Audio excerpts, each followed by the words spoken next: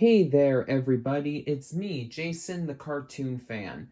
And for the first time ever, my family is having a yard sale for things we don't want anymore. Specifically, tomorrow. With this in mind, I figured that I may as well show you the pieces of merchandise that I'm planning on selling for one last time before I get rid of them, and also provide explanations as to why I'm doing so. First, here are some CDs I'm going to sell. Starting with the soundtrack albums for The Lion King's Broadway musical and the first Transformers movie. I'm selling these simply because I hardly ever listen to them. Here's a quick little look at the Lion King album.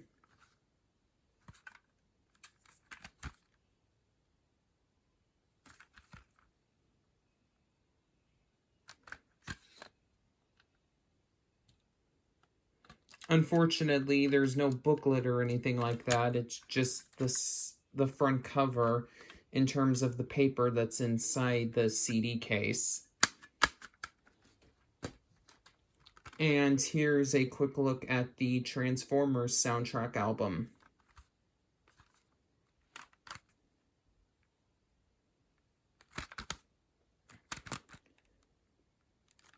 A soundtrack album for a Paramount movie that was distributed by Warner Brothers.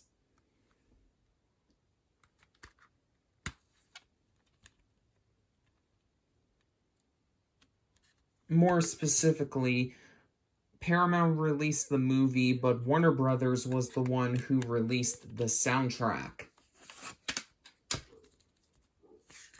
This album does have a booklet filled with some really nice full-color photographs from the movie.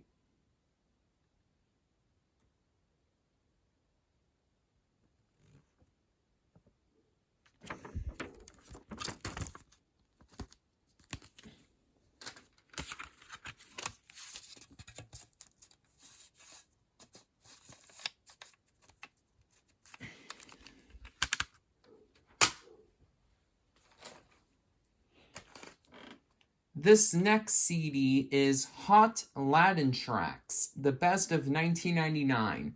As you can tell from the logo on the front and back covers, this album compiles the top 10 most popular songs performed by Latina artists according to the Billboard charts. I only bought this album so I could have a CD copy of Livin' La Vida Loca by Ricky Martin. However, once I popped the CD into my Discman, I was shocked to discover that it wasn't the version I remembered. Even though the information on its packaging is in English, every song on the album is in Spanish, meaning that the version of Livin' La Vida Loca included on it is an alternative version that changes all the lines in the song except the title drop, since 3 of its 4 words are already in that language, to their Spanish equivalents.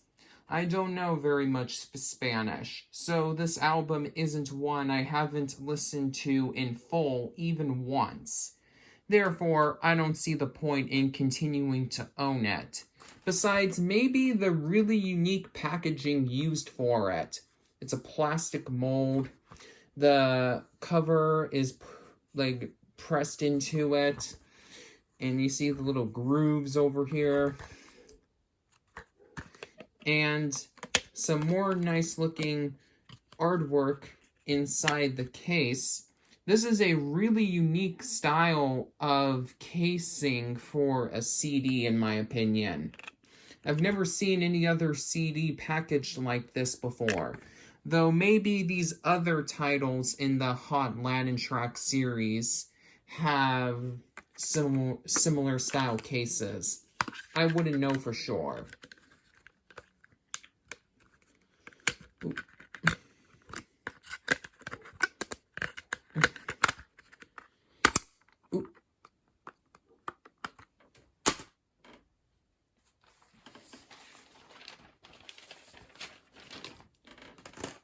The next album is actually a 3-disc collection, The Real 70s.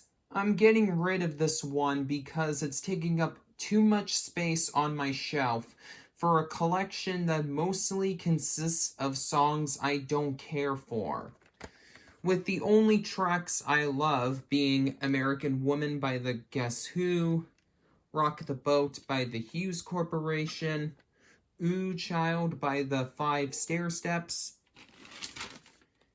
Sarah Smile by Daryl Hall and John Oates, and All By Myself by Eric Carmen. Not Eric Cartman, Eric Carmen. There's no T. Of those songs, I own all except the first two on CD elsewhere. I have Hall & Oates' Greatest Hits album. I own an album titled Singers and Songwriters 1975 through 1976, which features All By Myself. And I have Ooh Child on the soundtrack album for the original Guardians of the Galaxy. Therefore, I don't see much replay value in this release, especially when you consider the fact that I have an Echo Dot to listen to music on. See, it's right over there.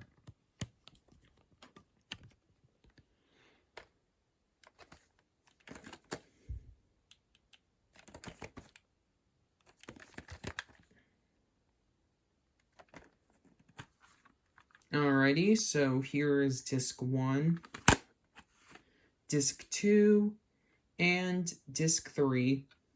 They all look pretty much the same, with the only difference being the disc number. Oop. This one keeps falling out of its holder, even though there's no cracks in it or anything like that. Maybe it's just not that firm. And here's a little booklet providing some legal information for all of the tracks included in this collection.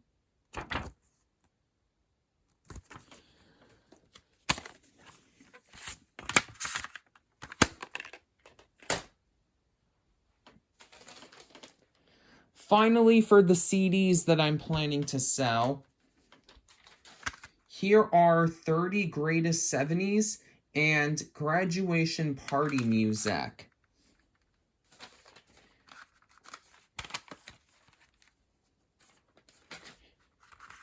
Take a look at all these great songs on the back covers for both albums. You would probably think I would be crazy to sell these albums. And you'd be right. That is, if these songs were by the original artists. You see, these versions of the songs included on both albums are actually covers performed by an anonymous singing group known only as the Hit Crew. And the company who published these two albums, Drew's Famous, sells these albums in party stores with the hopes of duping gullible consumers into thinking they're getting a good deal on a bunch of their favorite songs, until it's too late for them to return the CD collection they just bought. I always read the fine print on everything, so I got these just for the novelty. I was kind of hoping I could rip the CDs and post their tracks on my channel for those who were interested, but I guess someone else will have to do that for me, since I haven't had access to a computer with a disk drive for a year and a half due to the pandemic, and I'm tired of waiting for the right time to follow through on my plan. If anybody has a bunch of knowledge about Drew's Famous and the Hit Crew, such as their history and entire line of albums, I would love to see a video on the topic. Alrighty, so here's a quick look at 30 Greatest 70s with a shiny design on the front cover. That's super neat, though you can see that it has worn out with age.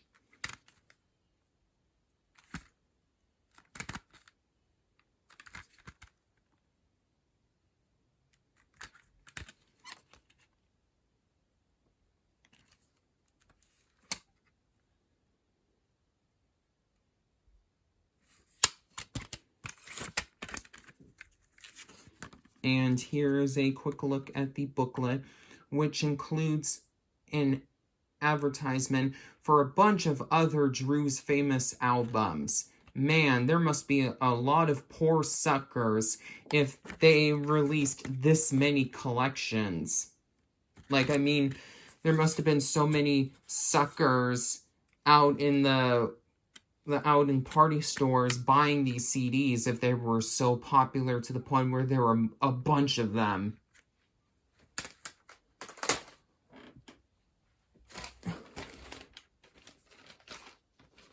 Now I'm going to be showing you some DVDs I'll be selling. Let's begin with the first volume of What's New Scooby-Doo, sublabeled Space Ape at the Cape. What's New Scooby-Doo has never been one of my all-time favorite Scooby-Doo incarnations, but I still think it's a fine series, all things considered. It's definitely no Pup Named Scooby-Doo or Mystery Incorporated, or even Scooby-Doo Where Are You for that matter, but it still loads better than Shaggy and Scooby-Doo Get a Clue or anything with Scrappy-Doo in it, the 13 Ghosts of Scooby-Doo being the only exception. I'm selling this DVD because I just discovered that What's New Scooby-Doo now has a complete series set, which was apparently released this past November. I can't believe I had no idea it even had a complete series set before randomly stumbling upon the set's Amazon listing while searching for Rugrats' new complete series set, which, yes, I am planning on unboxing. Please stop bothering me about it in the comments. The unboxing will come as soon as I'm able to get a copy of the set. I watched an unboxing of the What's New Scooby-Doo complete series set from another YouTuber shortly after, and discovered that it's a 5-disc set inside a standard-sized flipper case. So I can make room for it if I get rid of this older DVD of the show.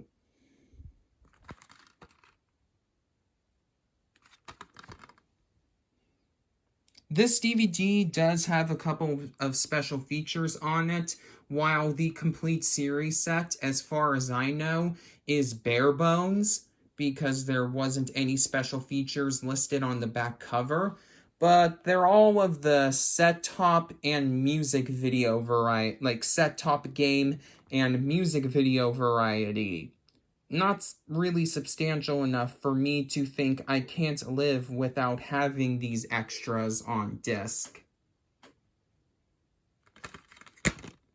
And here is the disc itself. This is a newer copy. The older copies of this DVD had full-color disc artwork.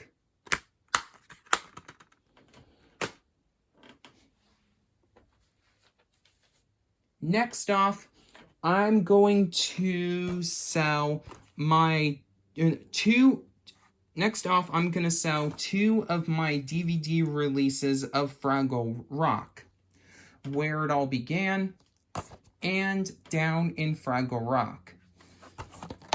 I love Fraggle Rock, but I'm getting rid of these compilation discs so I can buy the complete series Blu-ray box set. However, I'm still holding on to my copy of the complete first season for right now, because I still want a portion of the series on disc in the time between now and when I buy the Blu-ray. And it has by far the largest episode count out of all the Fraggle Rock DVDs I've owned. So here is a look at Where It All Began, which was actually the very first Fraggle Rock DVD to ever be released.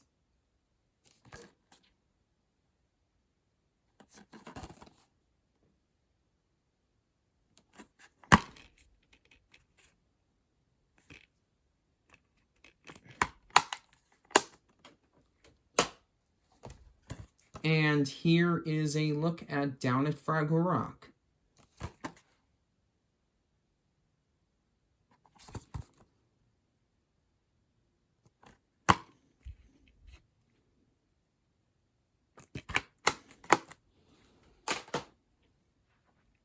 Last but not least for the DVDs I'm gonna sell tomorrow, here are both of my double feature packs featuring the original 4 theatrical Peanuts movies. A Boy Named Charlie Brown and Snoopy Come Home, and Race for Your Life Charlie Brown, and Bon Voyage Charlie Brown, and Don't Come Back. The first 2 movies were released on Blu-ray all the way back in 2016, 10 years after they were put out on DVD by Paramount.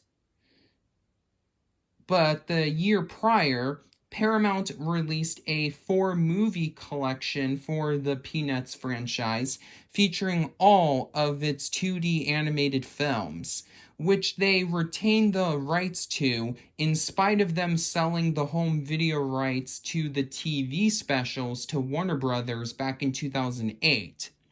Therefore, I made the decision to wait until a Blu-ray version of said collection came out before making the upgrade to high definition for any of those movies. Thankfully, my request was fulfilled, though I wasn't entirely sure of it at first. People started telling me that Race for Your Life Charlie Brown and Bon Voyage Charlie Brown were going to come out on Blu-ray a couple of months ago, but I was originally under the impression that they were only going to be released on the format individually. However, after doing some research, I found out that their new Blu-ray releases would be part of a set that is basically a Blu-ray version of the Peanuts 4-movie collection in all but name, the Snoopy collection. And to seal the deal, I learned that the extras from the 4 films' individual DVD releases are also on the Blu-ray set. Each of the movies are accompanied by their theatrical trailers, but there's also one bonus feature to go alongside Bon Voyage Charlie Brown that's an actual behind-the-scenes featurette about the making of that movie, Travels with Charlie. Now that I know all of this, I'll be selling these DVDs to somebody who either doesn't have a Blu-ray player or is fine with just having these 4 movies in standard definition. However, my unboxing of the Snoopy collection won't be arriving for a long while, since it was released on the same day as Rugrats The Complete Series and The Loud House Season 3 Volume 1, May 18th, 2021, and I want to buy and unbox those sets first. Alrighty, here's a quick look at the double feature pack featuring A Boy Named Charlie Brown and Snoopy Come Home. Snoopy Come Home is by far one of the absolute saddest pieces of Peanuts media. This is an older copy where the discs have full-color artwork. Newer copies of these 2 movies' DVD releases have the generic-looking gray labels that Paramount usually uses on their DVDs nowadays. Even though it's inside a clear case, the the inside of the case has no artwork. So here is the DVD for A Boy Named Charlie Brown. And here is the DVD for Snoopy Come Home.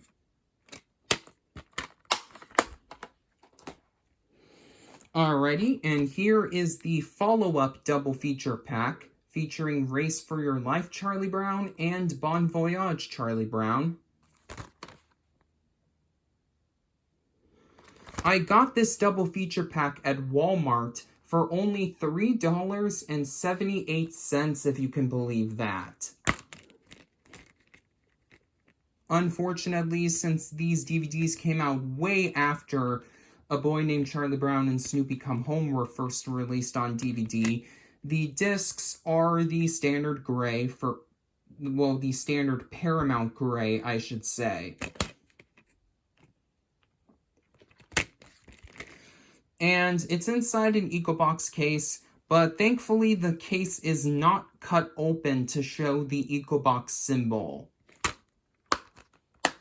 Which is awesome, because that means the case won't get damaged as easily. I'm not quite done yet, but I will be relatively soon.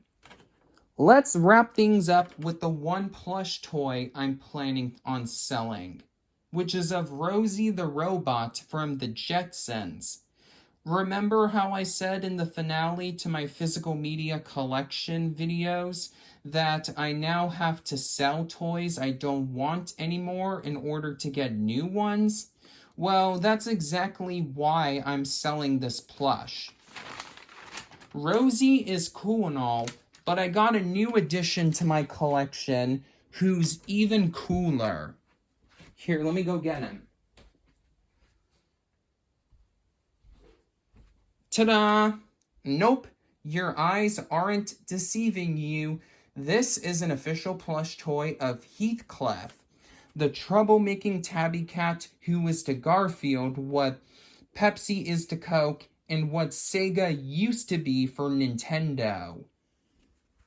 And here's a little copyright information on the tag right over there. To keep Rosie, I would have needed to buy a plush of another main Jetsons character who I cared about even more to go alongside her. And since I can't get one right now, I've decided to clear room for someone who won't be undone playing pranks on everyone.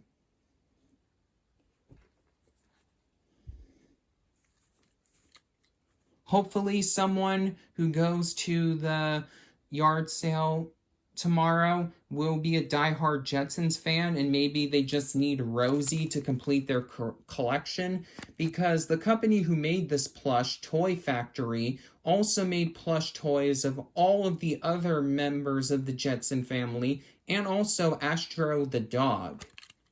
Would have been cool if they also did Mr. Spacely, but, you know, well, I can't think of anything wise to say right after that. Well, alrighty then. Looks like it's time for me to go now. I know that this was a bit of an unorthodox upload, but I wanted to show these things to you viewers so you won't need to ask me why I don't have them anymore if I ever make an updated version of one of my complete merchandise collection videos. As usual, give the video a like if you enjoyed it, and make sure you're subscribed with notifications on so you won't miss any of my exciting upcoming uploads.